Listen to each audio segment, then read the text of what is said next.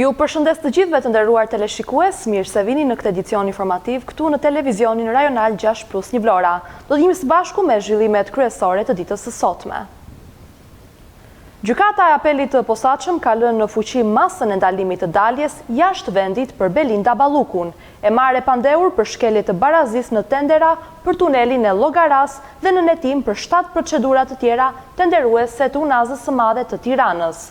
Masa e pezullimit nga detyra nuk u shqyrtua pasi pritet vendimi i gjykatës kushtetuese, e cila do të mblidhet më 22 janar.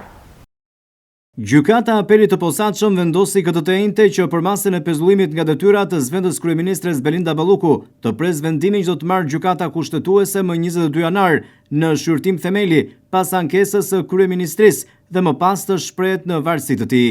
Por gjykata e shkallës së dytë ka lënë në fuqi masat e kërkuara nga SPAK për bllokim pasaporte dhe ndalimin e daljes jashtë vendit për zyrtarin e lartë që akuzohet për tenderin e tunelit të Llogaras dhe Unazës së Madhe.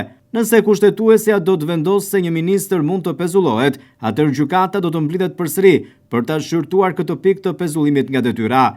Për momentin apeli GKKO nuk mund të marrë asnjë vendim për çështje që janë në shqyrtim nga kushtetuesja, por ka cilësuar të drejtë masën e ndalimit për të dalë jashtë vendit dhe bllokimin e pasaportës.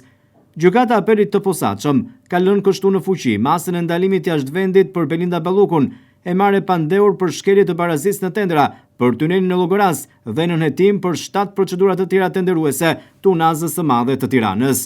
Masa e pezullimit nga detyra nuk u shqyrtua, pasi pritet vendimi i gjykatës kushtetuese që do të mblidhet më datën 22 janar. Gjykata e posaçme e apelit për korrupsionin dhe krimin e organizuar me trup gjykues monokratik përbërë nga gjyqtarja Miliana Muça u mblodh gjatë kësaj tenteje.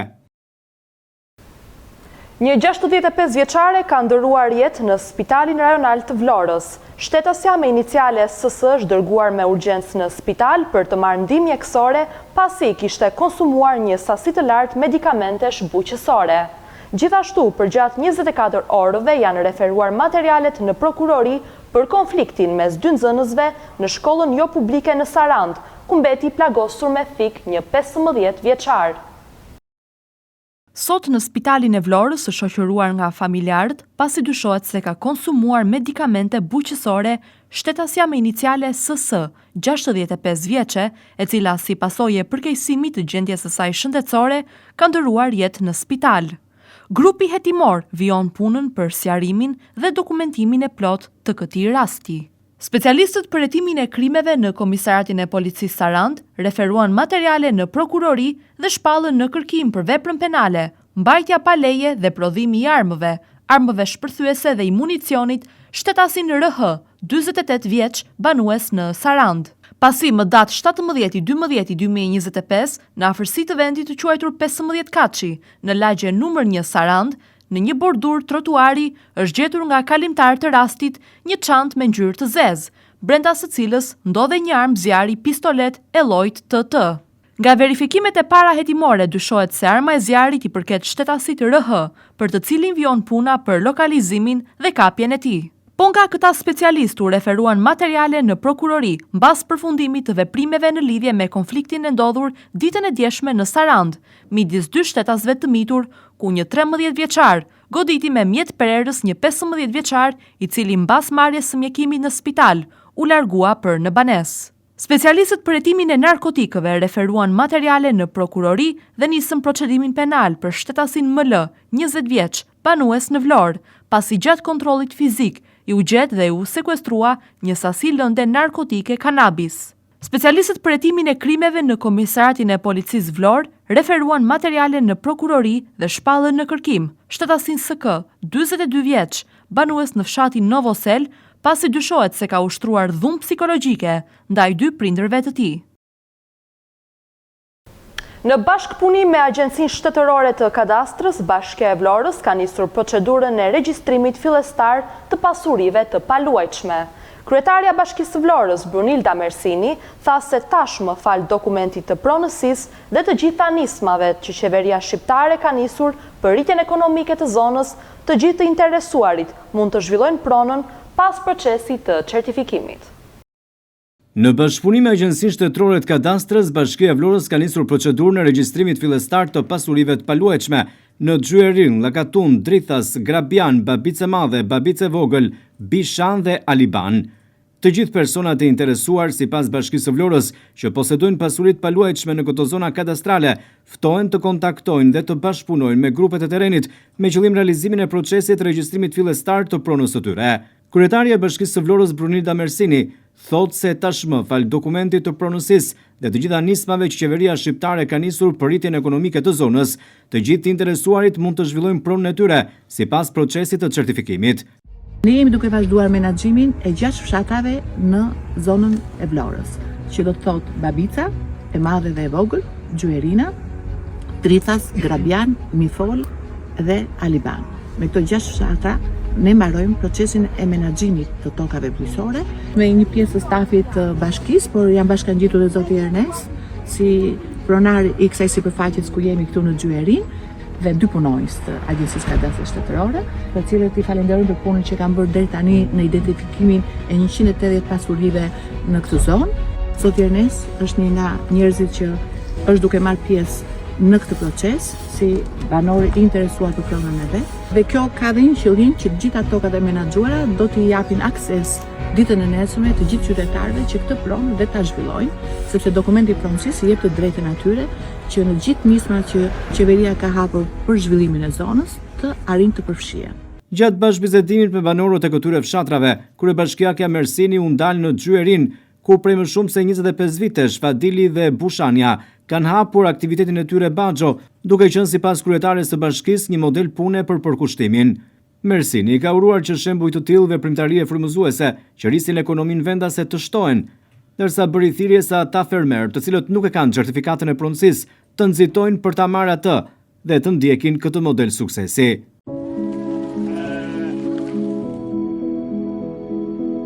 Ka njerëz punëtor kudo. Njerëz të cilët e kanë ngritur biznesin me djersën e tyre dhe te toka e tyre. Ata njerëz që nuk e kanë certifikatën e pronës, të nxitojnë fort dhe t'i japim certifikatën e pronës dhe ashtu siç juve keni ngritur të biznesin, edhe ata të ndjekin modelin tuaj, sepse në Vlorë njerëzit edhe kur vinë, edhe ne që jetojnë, duam të hanë produkte të sigurta dhe produkte të shijshme. Të hanë produkte që janë produkte natyrore dhe bio. Edhe pse mos të bëjmë ato agroturizmet, sepse njerëzit vënë në shumë zona të Shqipërisë, vënë për të ngrënë një ushqim të shijshëm. Vlora e ka tradit këtë gjë. Unë këtë punë, kam 20 vjetë në këtë punë, në këtë zona. Edhe mendoj fort që njerëz si puna juaj duhet të jenë model, edhe për zonën ku jetojnë. Kështu, Bashkia e Vlorës në bashkëpunim me Qendrën e Kadastrës Digjitale dhe Agjencinë Shtetërore të Kadastrës ka nisur procedurën e regjistrimit fillestar të pasurive të paluajtshme në disa zona kadastrale të njësisë administrative Qendër dhe Shushicë. Anisa Hyseni është emëruar drejtuese e re Drejtorisë së Financave në Bashkinë e Vlorës. Prej gati 6 vitesh, Anisa Hyseni ishte pjesë e administratës së qarkut të Vlorës, ndërsa ka mbajtur detyrën e drejtueses në sektorin e financës, buxhetit dhe shërbimeve. Hyseni ishte një nga artueset e buxhetit të qarkut dhe në ndrejtimin e saj, sektori financës në qark arriti suksese.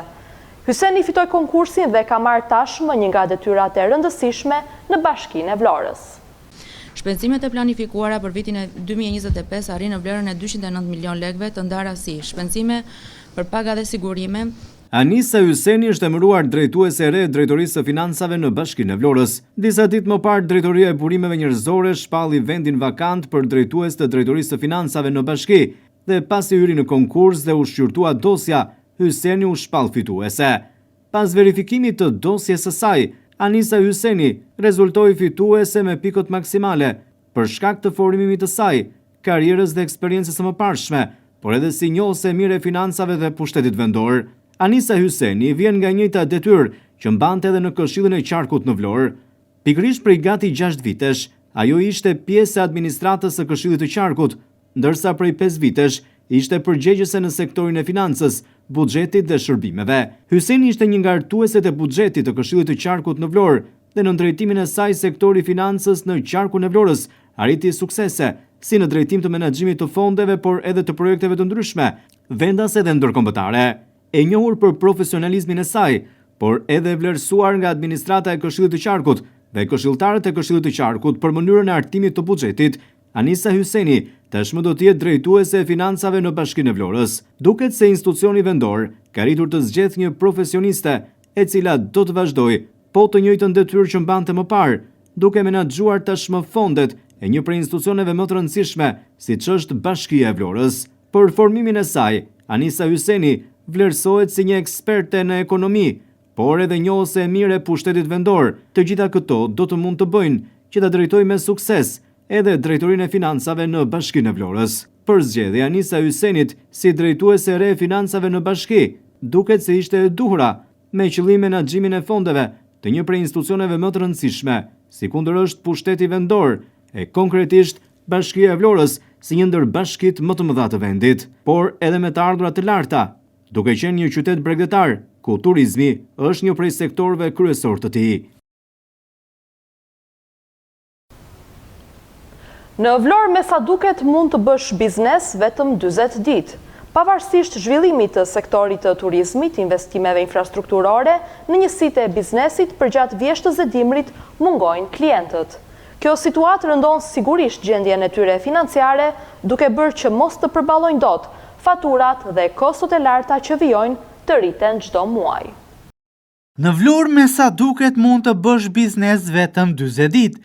Njësitë e biznesit në qytetin bregdetar, pavarësisht zhvillimeve që ka marrë ky qytet, sektori i turizmit, por edhe investimeve infrastrukturore, biznesi vijon të mbetet ende në krizë.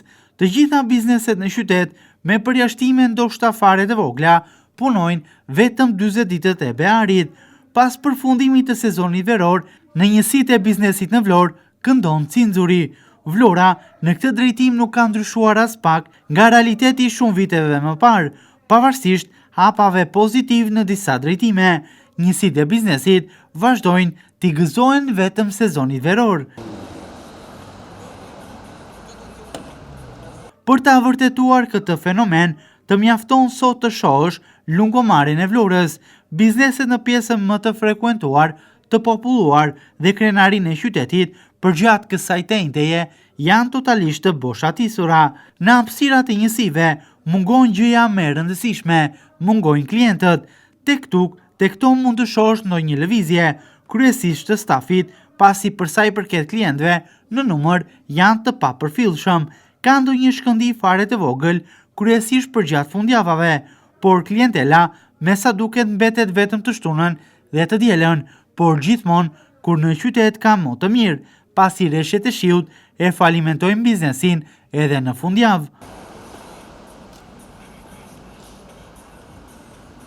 Ndërkohë që klientët mungojnë, shpenzimet vijojnë të rriten, pavarësisht mungesës së fuqisë blerëse dhe konsumuese, detyrimet që ka çdo biznes nuk dalen në vend. Tarifat, taksat, detyrimet tatimore, pagat, sigurime shoqërore, faturat e dritave dhe të ujit, vetëm në rritje sipër. Kjo situatë sigurisht që e penalizon biznesin, duke çuar shumë prej tyre edhe drejt falimentit, ndërkohë që fitimet nuk nxiren, faturat fluturojnë, duke bërë të pamundur mbijetesën me vetëm 40 ditë punë.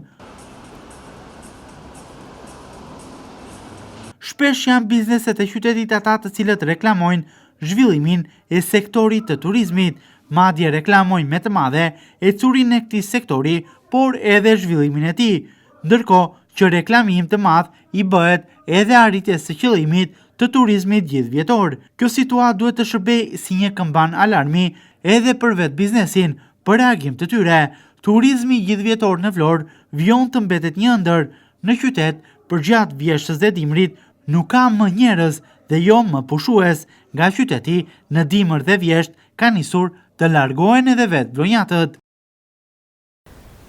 Zhvendosja pranë tregut të shumicës në zonën e ish ushqimores ka sjellë një problematik të madhe ekonomike për tregtarët, të cilët vetëm një javë e kanë punën e tyre, teksa jemi në prag të festave të fundvitit dhe qytetarët blejnë kaposhin apo pulën tradicionale të vitit të ri.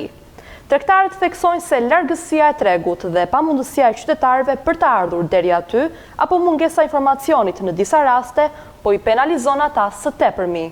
Ata theksojnë se janë në krizë, ndërsa cilësojnë të nxituar këtë zgjidhje në një kohë kur punën e kanë vetëm një javë apo 10 ditë, deri në 31 dhjetor. Tregu i gjesë së gjallë në Vlorë në krizë të plotë.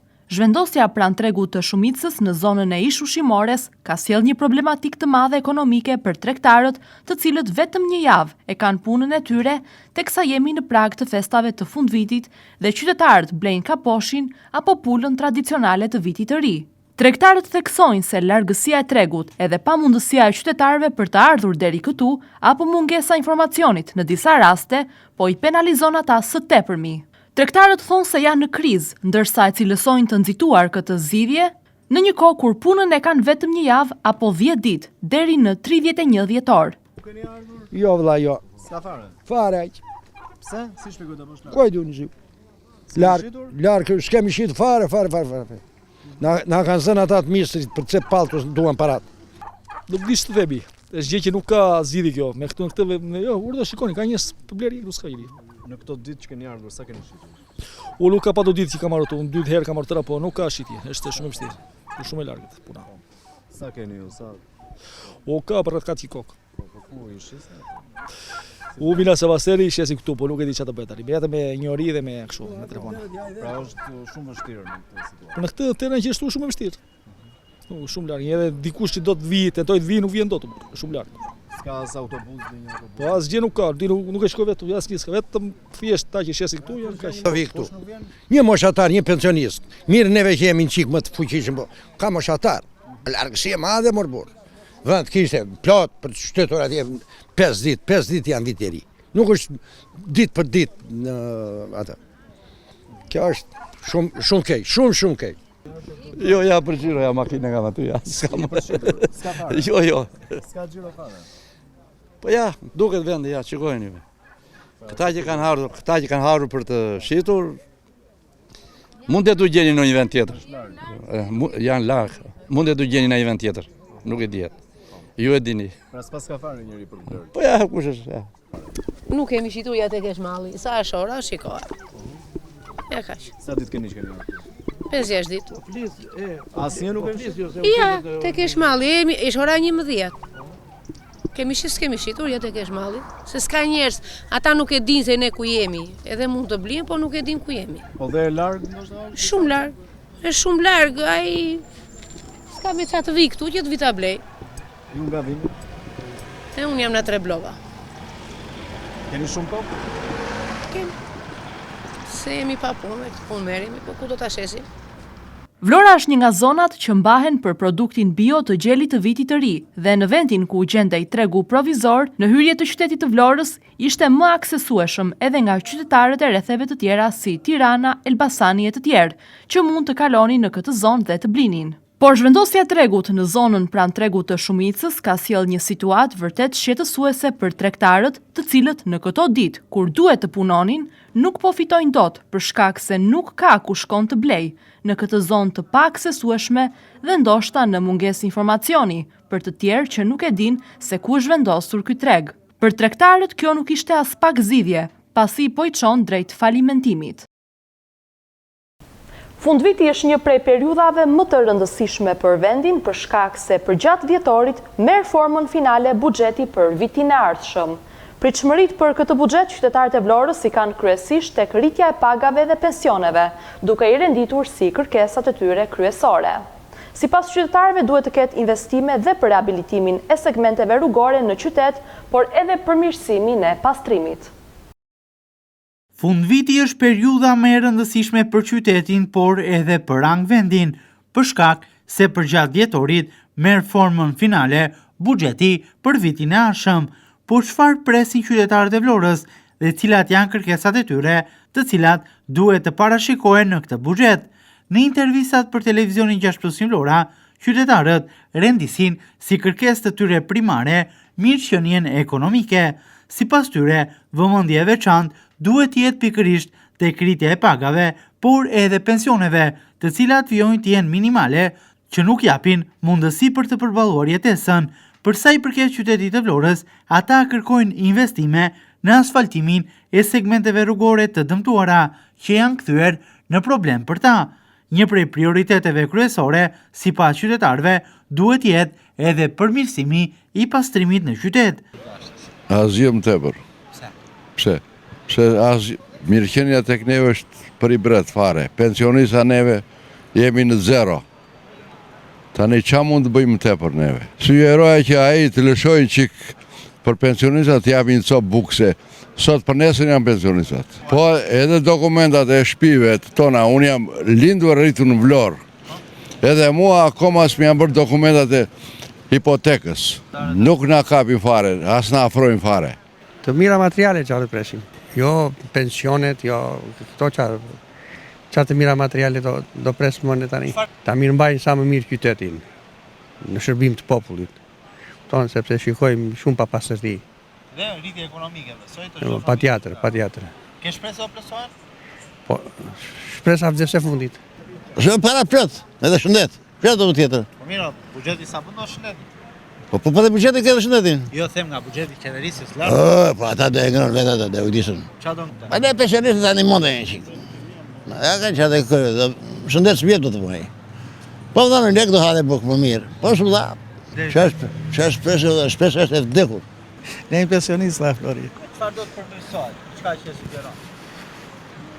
Po pozitives. Këtu në Vlorë, drejtimi pensionistëve e para njerë, që gjithë cila është barë në buxheti shtetit, ndërsa problemi tjetër në Vlorë, rrugët brenda lagjet Vlorës, që është të përmirësohen sepse është problematike. Edhe kjo e Vlorë, se unë banoj në Tiranë, nuk banoj këtu në Vlorë, por vida e në Vlorë se Vlonjat jemi. Po ecën përmirësime ka, por sidomos rrugët e brendshme, gjithë cila ka 2 vjetë që rrugët ngelen të hapura. Po pa tjetër. Te pensionet pa tjetër duhet të ketë. Po ajo varet nga buxheti i shtetit, nuk ka lidhje me bashkinë e Vlorës. Shumë shfaqen edhe skeptik, teksa e kanë humbur shpresën se ajo që do të sjellë 2026, por edhe buxheti i atij viti do të sjellë ndonjë ndryshim për ta, ekonomin apo familjet e tyre. Qatë presën? Ose çfarë duhet përmirësuar? Asgjë qatë presën. Ato që ka qenë që më para shumë dhe gjithmonë, sa pa vërtet shimjët. Do të diçka që do sugjeroje? Qatë gjë, të flasë shkot. Cila është kërkesa kryesore juaj? Të flasë shkot, sa vërtet. Ndërsa shumë të tjerë qytetarë nuk pranojnë fare të komentojnë, refuzojnë të përgjigjen për këtë temë, duke mos preferuar të flasin as të harxojnë fjalën për një gjë që sipas tyre jashtë kamerave thonë se nuk do të dëgjohet. Unë të ndërë nuk djo nga veshët. Ama tani. Ja, Televizionin e gjove. Janë mbyllur.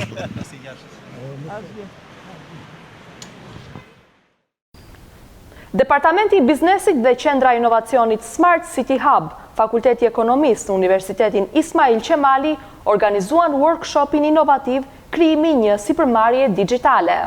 Ky aktivitet synon që të ofrojë një analizë mbi trendet e transformimit digjital në bizneset shqiptare. Praktika bashkëkohore për krijimin dhe menaxhimin e një sipërmarrje digjitale, si dhe diskutim përmes akademikëve dhe përfaqësuesve të bizneseve të Vlorës, janë të një rëndësie të veçantë. Krijimi i një sipërmarrje digjitale ishte tema e workshopit inovativ të organizuar nga Departamenti i Biznesit dhe Qendra Inovacionit Smart City Hub në Fakultetin e Ekonomisë të Universitetit të Vlorës Ismail Qemali. Të ftuar pedagog, student dhe profesionist të fushës së menaxhimit dhe inovacionit digjital, një aktivitet që synon të nxjisë kreativitetin, bashkëpunimin dhe vizionin digjital të sipërmarrjes të së ardhmes. Gjithashtu synon të nxjisë tregun e punës dhe ku studentët të krijojnë bizneset e tyre në tregun digjital. Shefi e Departamentit të Biznesit në Fakultetin e Ekonomisë të Universitetit të Vlorës Ismail Qemali, Fiora Albavelaj, thotë se dokumenti shkencor që do të dalë nga ky studim do të vendoset në dispozicion të studentëve, bizneseve dhe grupeve të interesit. Qëllimi i këtij workshopi sot është bëjmë një ulise ndërmjet pedagogëve dhe studentëve në krijimin e një informacioni në lidhje me nevojën që tregu i punës sot ka në lidhje me aftësitë digjitale. Dhe pastaj roli që aftësitë digjitale në krijimin e tyre si rrjedhoi krijojnë një aftësi tek studentët tanë për të krijuar bizneset e tyre në fushën e digitalizimit dhe njëkohësisht për të qenë një forcë pune adh për të përshtatur me nevojat që ka zhvillimi i qyteteve smart, zhvillimi i turizmit smart, zhvillimi i bizneseve të cilat kërkojnë përdorimin e platformave digjitale dhe është një workshop i cili vjen si rrjedhoi e një studimi që pedagogët e Departamentit të Biznesit kanë bërë në lidhje me identifikimin e nevojës për aftësi digjitale në tregun e punës në Vlorë, në biznese, kryesisht në fushën e turizmit, që është dhe sektori kryesor i zhvillimit ekonomik të gjithë qarkut Vlorës. Patjetër që ky studim do të thellohet më tej, por aktualisht neve të gjitha ato fondet të cilat Universiteti i Vlorës i ofron në lidhje me projektet e kërkim zhvillimit në universitet i ka fokusuar pikërisht në departamentin e biznesit në krijimin pikërisht të një dokumenti shkencor i cili më pas do t'i vihet në dispozicion si studentëve, por njëkohësisht edhe bizneseve, si përmarrësve dhe atyre që synojnë të bëhen pjesë e këtij biznesi digjital. Vela i thot se ky aktivitet ishte në vazhdim të shumë aktiviteteve shkencore të Departamentit të Biznesit të financuara nga Bashkimi Evropian, ndërsa synohet që këto aktivitete të vijojnë edhe më tej. Workshopi inovativ në lidhje me krijimin e sipërmarrjeve digjitale është në vazhdën e të gjitha aktiviteteve shkencore që Departamenti i Biznesit ka zhvilluar në vitet e fundit, kryesisht të financuara nga projektet e Bashkimit Evropian, por njëkohësisht neve të gjithë këtë lloj angazhimi në po themi disiplinat të cilat lidhen me inovacionin digjital, synojmë që ta vazhdojmë më tej, edhe si aktivitet të Qendrës Inovacionit Smart City Hub, të cilën e kemi krijuar dhe është e lokalizuar pikërisht në Departamentin e Biznesit të Fakultetit Ekonomisë të Universitetit të Vlorës.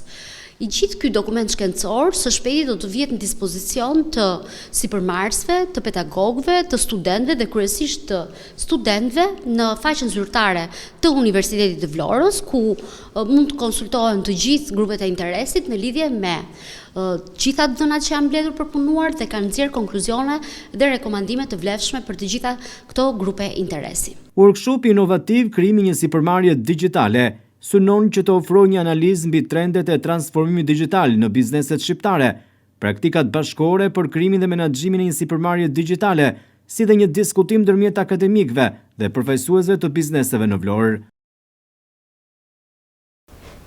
Shikues të nderuar, ju ftoj të ndiqni kursin e këmbimit valutar.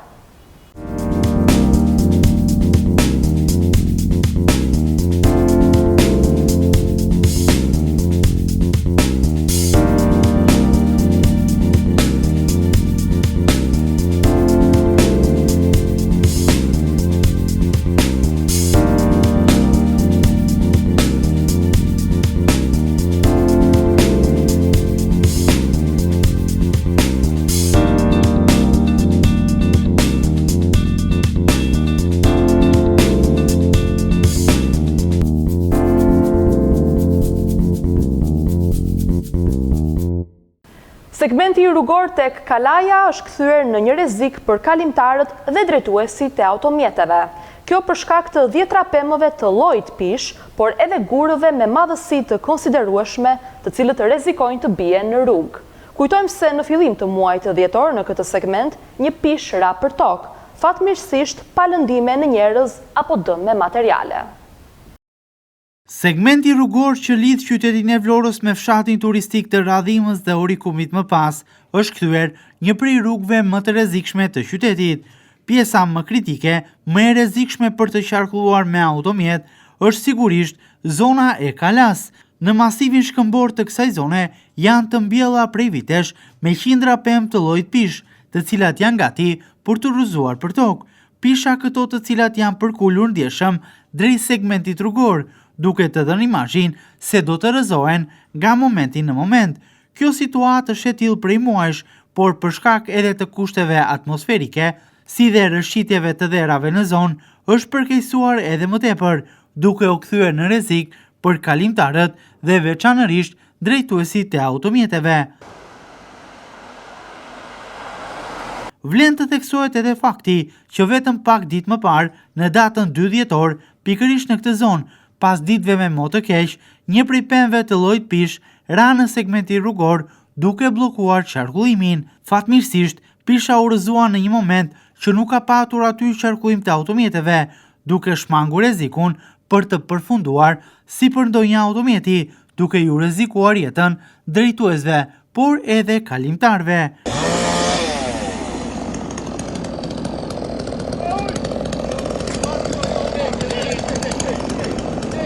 Prej pjesës kodrinore çdo ditë më tepër rrshjasin edhe dhera, si dhe gur këta të cilët bien në segmentin rrugor, duke shkaktuar shpeshherë edhe bllokim të qarkullimit. Gurët dhe dherat bien nga pjesa kodrinore në rrugë, duke u kthyer në rrezik për qarkullimin e automjeteve në këtë segment. Madje prej saj rrezikojnë të shkëputen edhe gur me përmasa të mëdha, të cilat vazhdojnë të qëndrojnë të varura në pjesën e kodrës, duke rrezikuar të bien nga momenti në moment.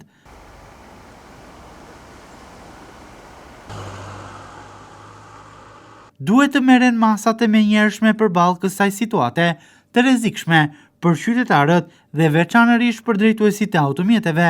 Pjesa kodrinore duhet fortifikuar në mënyrë që gurët mos të rrshjasin në drejtim të segmentit rrugor. Duhet gjetur një zgjidhje për largimin prej andej edhe të pishave, të cilat trungjet janë përthyer drejt rrugës, duke rrezikuar që të bien për tokë, për të shmangur në këtë mënyrë rrezikun për jetën e qytetarëve, por edhe mos të kemi raste të përsëritura si ajo e 2 dhjetorit. Pas lajmit të transmetuar disa ditë më parë nga televizioni 6+1 Vlora, në të cilin u pasqyrua situata problematike e rrugës në lagjen 24 Maj, ku mbas shtrimit të rrjetit të ri të ujësjellësit kishin mbetur të hapura kanale dhe gropa të shumta, duket se reagimi i institucioneve përkatëse nuk ka munguar. Shqetësimi ngritur ka vënë në lëvizje strukturat përgjegjëse. Këtë të enjte rruga është përgatitur për t'u asfaltuar, duke shënuar një hap konkret drejt rikthimit të normalitetit për banorët e kësaj lagjeje. Pas lajmit të transmetuar disa ditë më parë nga televizioni 6+1 Vlora, në të cilin u pasqyrua situata problematike e rrugës në lagjen 24 Maj, ku pas shtrimit të rrjetit të ri të ujësjellësit kishin mbetur të hapura kanale dhe gropa të shumta, duke se reagimi i institucioneve përkatëse nuk ka munguar. Shqetësimi i ngritur ka vënë në lëvizje strukturat përgjegjëse. Këtë të enjte, siç mund të shihni edhe nga pamjet, rruga është përgatitur për t'u asfaltuar, duke shënuar një hap konkret drejt rikthimit të normalitetit për banorët e kësaj lagjeje. Punojësit dhe mjetet e rënda janë parë në teren, ndërsa kanalet e hapura janë mbyllur dhe sipërfaqja e rrugës është niveluar në pritje të shtrimit të asfaltit. Televizioni 6+1 Vlora e trajtoi këtë problematik me shqetësim të madh, pasi gjendja e rrugës jo vetëm që vështirësonte ndjeshëm qarkullimin e automjeteve, por përbënte edhe një rrezik real për këmbësorët. Banorët të cilët prej javësh ishin detyruar të lëviznin mes gropave dhe baltës, shprehen pa kënaqësitë e tyre për vonesat e krijuara pas përfundimit të punimeve të ujësjellësit. Situata bëhej edhe më problematike gjatë orëve të mbrëmjes dhe në ditët me rreshje shiu, ku mungesa e ndriçimit dhe prania e gropave të hapura rrezikonte aksidente, veçanërisht për fëmijët, të moshuarit, si dhe personat me aftësi të kufizuara. Banorët theksonin se rruga e cila shërben si aks kryesor për lagjen ishte kthyer në një burim të vazhdueshëm shqetësimi. Reagimi i ardhur pas transmetimit të lajmit tregon edhe një herë rolin e rëndësishëm të medias në evidentimin e problematikave me të cilat përballen qytetarët në përditshmëri. E megjithatë, qytetarët kërkojnë që ndërhyrjet të mos jenë të përkohshme, por që puna të vazhdojë plotësisht dhe cilësisht, duke garantuar një asfaltim të qëndrueshëm. Kompania që poshtron rrjetin e ri të ujësjellësit dhe institucionet përgjegjëse mund të koordinojnë më mirë punën, në mënyrë që pas çdo investimi në rrjetin e ujësjellësit apo kanalizimeve, rrugët të rikthehen në gjendjen e mëparshme brenda afateve të përcaktuara. Zvarritja e këtyre proceseve sjell jo vetëm pakënaqësi tek qytetarët, por edhe dëmtime të tjera infrastrukturore. Rikthehet sërish në ndotje kanali kullues në zonën e Bishtit të Kaldrëmit. Një prej kanaleve kulluese kryesore të qytetit është pushtuar nga mbeturinat, mbetje inerte, por edhe kallamishtet e shumta. Në shumë pjesë të tija ishte i bllokuar, duke shkaktuar më pas një sër problematikash. Aksioni fundit i pastrimit u realizua aty 2 vite më parë. Kanali kullues në zonën e Bishtit të Kaldrëmit në Vlorë gjendet sot mes mbeturinave dhe kallamishteve të shumta. Ky kanal i cili u pastrua rreth 2 vite më parë është rikthyer sot në të njëjtën gjendje si dikur. Mungesa e pastrimit të rregullt në të ka bërë që brenda 2 viteve të kthehet në gjendjen e mëparshme, një problematik për qytetin e Vlorës, por veçanërisht për banorët e kësaj zone. Prej pamjeve që po ndiqni në ekran tregohet qartësisht gjendja e këtij kanali sot, kthyer në gangren prej vitesh për banorët e zonës.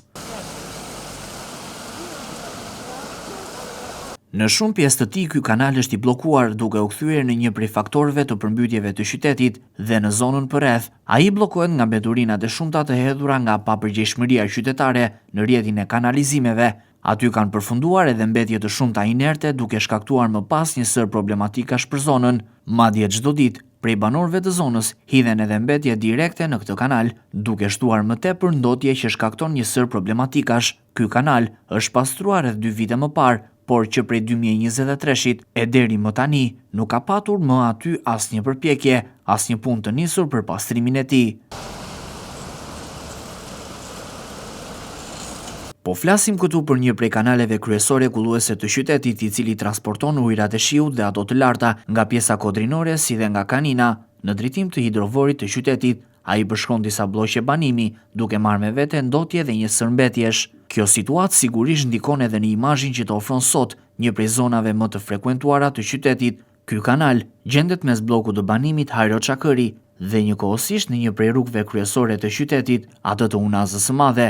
Banorët e zonës jashtë kamerave kërkojnë pastrim të kanalit në të gjithë gjatësinë e tij, por kërkesat e tyre janë edhe për rehabilitimin e këtij kanali, duke e parë projektin e rehabilitimit të tij tepër të rëndësishëm për të shpëtuar një herë mirë nga ndotja, burimi i infeksionit, si dhe aromrat e pakëndshme që vijnë prej tij, por edhe për përmirësimin e imazhit të qytetit dhe mbi të gjitha shmangjet e një sër problematikave, një ndër to edhe përmbytja e qytetit. Ndërtimi i 2 godinave të banimit 8-katëshe në zonën e ish frigoriferit në Vlorë, me sa duket nuk do të përfundoj as këtë vit. Puna për realizimin e këtij projekti është pezulluar sërish për të disajtën herë. Edhe firma e dytë e cila u kontraktua për përfundimin e fazës finale të projektit u largua duke montuar aty vetëm disa dyer dhe dritare. Ndërkohë që përfundimi i këtij projekti mban peng hapjen e aplikimeve për banesa sociale, por edhe rehabilitimin e zonës së ish frigoriferit. Ndërtimi i 2 godinave të banimit 8-katëshe në zonën e ish frigoriferit në Vlorë, me sa duket, nuk do të përfundoje as këtë vit. Ky projekt, i cili duhet të kishte përfunduar shumë muaj më parë, sot të jep përshtypjen si një punë e cila nuk do të përfundojë kurrë. Përgjatë vitit 2025, me sa duket, 2 pallate 8-katëshe në lagjen Kushtrimi kanë mbetur në po të njëjti realitet. Përgjatë këtij viti, aty mund të jetë vendosur ndonjë dritare apo derere, por vetëm kaq. Më tepër, punimet kanë qëndruar të pezulluara prej muajsh, se sa është punuar tek tuk ndonjë ditë. Përgjatë këtij viti, i cili po shkon tashmë drejt fundit, pati një shpresë të madhe se ndërtimi i 2 godinave të banimit do të përfundonte. Kjo për shkak se në nisje të vitit kishte mbetur shumë pak për përfundimin e këtij projekti, por gjithçka me sa duket mori një tjetër rrjedh. Punime prej janarit u pezulluan dhe në zonë në realizimin e fazës përfundimtare të këtij projekti nuk u punua më. Punimet mbetën të pezulluara për shumë muaj deri në tetor, kur do të dilte një tjetër firmë e cila u kontraktua që të përfundonte ndërtimin e 2 godinave të banimit. Firma e re nisi aty montimin e dyerve dhe dritareve, por njësoj si firma e parë, edhe ajo për pak ditë u largua. U montuan vetëm disa dyer dhe dritare dhe puna sërish u ndërpre në mes, për të mos nisur më deri më tani.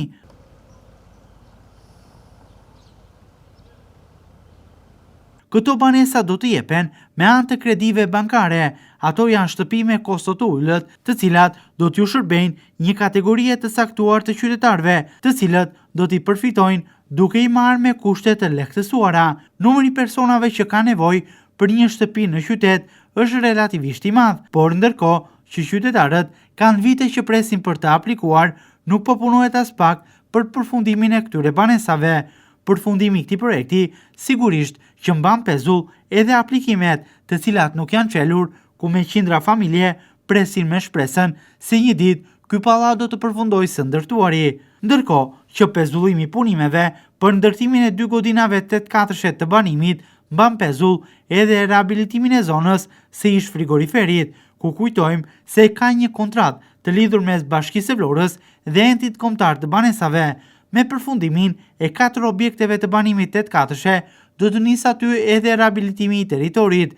2 godina banimit 8-katëshe janë sot në funksion dhe të banuara, ndërsa 2 të tjera vazhdojnë të jenë të pezulluara. Kantieri i ndërtimeve ndërkohë ka zënë edhe një pjesë të konsiderueshme të hapësirës territoriale, që duhet të shfrytëzohet nga banorët dhe ka ndikuar madje edhe në shtimin e ndotjes në zonë.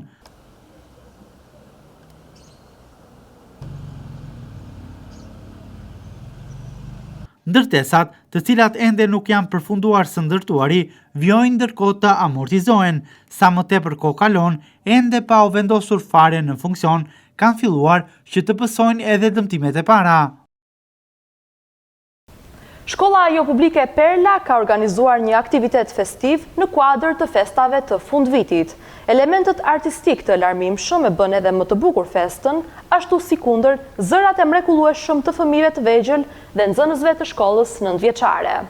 Aktiviteti është ndjekur nga prindër dhe nxënës, ndërsa janë shpërndar edhe certifikatat vlerësuese për pjesëmarrje në aktivitete dhe konkurse të ndryshme dhe një përfaqësim dinjitoz i shkollës Perla. Shkolla jo publike e Perla ka organizuar një aktivitet festiv në kuadër të festave të fundvitit. Elementet artistik të larmishëm e bën edhe më të bukur festën, ashtu si kundër zerat e mrekullueshëm të fëmijëve të vegjël dhe nxënësve të shkollës nëntëvjeçare. Aktiviteti është ndjekur nga prindër dhe nxënës, mes tyre dhe nga presidenti i shkollës jo publike Perla, Petrit Golemaj, si dhe drejtues të këtij institucioni arsimor. Gjithçka nisi me shpërndarjen e disa certifikatave vlerësuese për pjesëmarrje në aktivitete dhe konkurse të ndryshme dhe përfaqësimit dinjitoz të shkollës Perla. Një vit po largohet nga dalë si një faqe që mbyllet me fërtime. Një tjetër po vjen i qetë dhe i ngritur, duke na ftuar të festojnë sërish. Dhe sot janë fëmijët ata që na mësojnë si festohet shpesa, si gëzohen zëmrat. Mirë se erdhët në festën e vitit të ri. Ndarja e certifikatave nuk është vetëm një shpërblim simbolik, por një vlerësim për punën, për projektin dhe pasionin që kanë treguar dhe investuar të gjithë të vazhdojnë të shprehin vetëm përmes dhe krimtarisë. Certifikata e parë i jepet Luna Harizaj.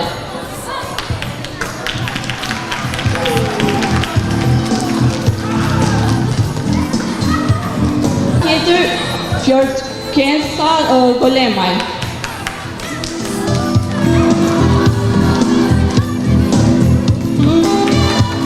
Emocione kanë shprehur nxënës dhe prindër të tyre për këtë aktivitet, ndërsa kanë vlerësuar shkollën Perla si një institucion model dhe që gjithmonë ka qenë në pararojë të rezultateve të larta. Vlerësove dhe me çfarë? Më pëlqen shumë të pikturoj dhe kjo certifikata më pëlqen shumë. Janë gjëra të bukura, ju shikojnë fëmijët tanë, kujtojnë dhe kur ishin dhe ne të vegjël si ata. Kënaqemi ata. Shumë i bukur, shumë i bukur. Po kënaqemi shumë. I bukur. Sa klasë je? Klasë 2. Të vlerësove me certifikat? Po. Të pëlqen, çfarë të pëlqen më shumë, çfarë lëndë të pëlqen? Matematika. Mirë tu të shkolla Perla? Po. Çfarë të pëlqen më tepër? Dhe një herë se Te shkolla Perla, çfarë të pëlqen më shumë?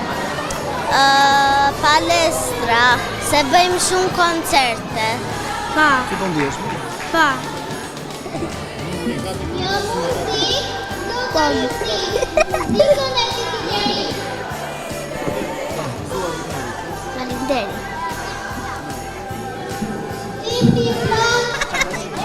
Klasë e parë. Faleminderit. Si çdo fund vit, edhe si vjet, se cila klasë ka bërë diçka të bukur, thjesht, por e rëndësishme është të festojmë gjithë bashkë. Dhe kjo po realizohet bukur, mendojmë. Gëzuar vitin e ri, po, është goxha se cila mësuese ka zgjedhë gjëra pikante, jo të mërzitshme, edhe për vetë festin që është bukur. Kështu që ju urojmë edhe juve gëzuar vitin e ri. Punë të mbara në vazhdim. Presidenti i shkollës jo publike Perla, Petrit Golemaj, thekson se aktiviteti i fundvitit është kthyer në një traditë të bukur për shkollën Perla. Ky aktivitet ka bërë bashkë nxënës shqiptar, por edhe italian, rus, bielorus dhe ukrainas, të cilët studiojnë në këtë shkollë, që tashmë është afirmuar edhe ndërkombëtarisht, pasi në këto 26 vite jetë, Perla ka dëshmuar siguri. Ju uroj gjithë qytetarëve vlonjat dhe gjithë shqiptarëve gëzuar festat e Krishtlindjes dhe festat e Vitit të Ri. Ta kalojnë gëzuar sa më mirë dhe tjetë vit më i mbar, vitin tjetër që të vinë 2026. Neve e kemi tradit këtë punë dhe kemi parasysh që tash kemi hyrë dhe me klasën e nëntës që e plotësuar me nxënësit tanë. Dhe mendojmë që gjithmonë të bëjmë gjëra më të mira për qytetin dhe për voglushët që janë në klasë parë, dytë, tretë e me radhë. Sot është një nga koncertet shumë të mira që po përgatisim, ku aty ka edhe të uaj, ka Rusë, ka Bielorus, ka Ukrainas, ka dhe Italian. Dhe po qikojmë dal nga dalë në qytetin tonë dhe në shkollën tonë, po futen edhe kombet tjera. Për arsye se ka një siguri maksimale në këto 26 vjetë. Dhe si pasoj që ne jemi të kënaqur me ta, edhe me fëmijët e tjerë qytetarëve, dhe urojmë atyre rrugë të mbarë për këtë vit të shkollor që të vi, 2026-2027, dhe ta mbyllim me sukses këtë vit. Po, ne jemi të kënaqur në këtë vit dhe besoj se do të jemi më mirë vitin tjetër, dhe me numrin e nxënësve, dhe me disiplinën, dhe para ju tregova para 2-3 minutash që neve tash mbaruam gjithë shkolla, mbaroi provimet e vitit të semestrit parë, në të gjitha klasat kanë qenë provim palestër. Dhe mbas kësaj për rreth gjysmë ore, një orë, kemi përgatitur të shfaqjen që e shikoni dhe ju. Unë jam i kënaqur me mësuesët dhe me mësuesët që u morën me këtë aktivitet. Pamë edhe disa certifikate. Po, ato certifikatat ishin vlerësimi dikush për pikturën, dikush për recitimin që do të jenë aty, dikush për këngën, dikush për vallet e gjitha me radhë. I larmishëm ishte aktiviteti me programin artistik, të përgatitur me përkushtim nga mësueset dhe nxënësit e kësaj shkolle. Jingle bell, jingle bell, jingle bell rock. Jingle bell chime, jingle bell cry. Dancing and prancing, jingle bell sway. Shkolla Perla mbyll kështu vitin kalendarik 2025 me një aktivitet të larmishëm, i cili solli një atmosferë të bukur dhe të këndshme festive. Për të nisur më pas vitin 2026 me të tjera arritje objektiva në vazhdim të vitit arsimor 2025-2026 e për të korrur të tjera suksese.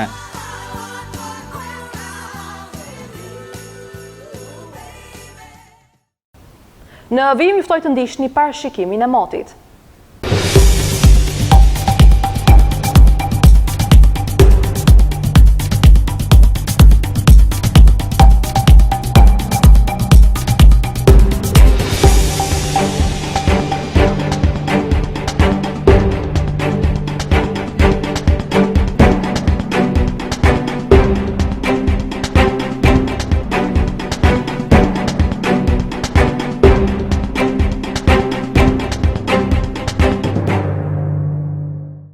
Shikues nderuar, ishte gjithçka përgatitur për këtë edicion informativ këtu në televizionin rajonal 6+1 Vlora. Ju falenderoj për vëmendjen tuaj, bashkë mirupafshim.